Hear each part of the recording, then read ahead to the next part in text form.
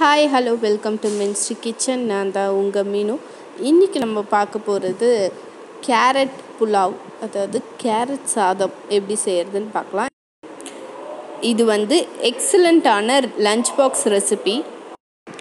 இப்போ ஒரு துண்டு இஞ்சியும் ரெண்டு கேரட்டையும் துருவி வச்சுக்கோங்க. ஒரு பச்சை மிளகாய் கட் பண்ணி எடுத்துக்கோங்க. கருவேப்பிலை எடுத்துக்கோங்க. இப்போ ஒரு கடாயில் 2 டேபிள் ஸ்பூன் அளவுக்கு எண்ணெய் விட்டுக்கோங்க. எண்ணெய் விட்டுட்டு அதில் கடுகு, அதுக்கப்புறம் சீரகம், அதுக்கப்புறம் உளுந்து, கடலைப்பருப்பு இதெல்லாம் சேர்த்துக்கலாம். இதில் நீங்கள் ஆனியன் வேணும்னா ஆட் பண்ணிக்கோங்க. நான் ஆட் பண்ணலை. இப்போ இஞ்சி போடலாம். இஞ்சியும் பச்சை மிளகா, கருவேப்பிலை எல்லாத்தையும் போட்டுட்டு நல்லா வதக்கிட்டு, இஞ்சி கொஞ்சம் வதங்கினதுக்கப்புறமா இந்த கேரட்டை துருவின கேரட்டை போட்டுக்கலாம். நான் ரொம்ப சின்ன இதுவில் துருவினேன்.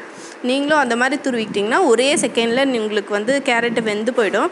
நீங்கள் இது மேக்ஸிமம் 5 மினிட்ஸில் இந்த டிஷ்ஷை செஞ்சு முடிச்சிடலாம். நீங்கள் சாதம் ரெடியாக இருந்துச்சுன்னா.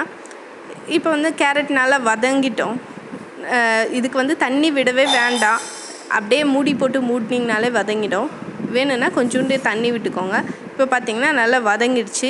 இதில் குக்டு ரைஸு நார்மலாக வடித்த சாதத்தை நான் போட்டுக்கிறேன். நீங்கள் குக்கரில் வச்சு கூட நீங்கள் போட்டுக்கலாம், உங்கள் இஷ்டம். கொஞ்சம் உதிரியாக இருக்கணும். அப்போ தான் கரெக்டாக மிக்ஸ் ஆகும்.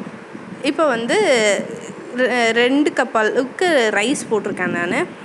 அதில் தேவையான அளவு உப்பு சேர்த்துட்டு, கொத்தமல்லி கொஞ்சம் போட்டுட்டு நல்லா மிக்ஸ் பண்ணிவிட்டு, இது நீங்கள் லஞ்ச் பாக்ஸில் போட்டு கொடுத்துடலாம். ரொம்ப டேஸ்ட்டாக இருக்கும். ரொம்ப ஹெல்த்தியான டிஷ் கூட.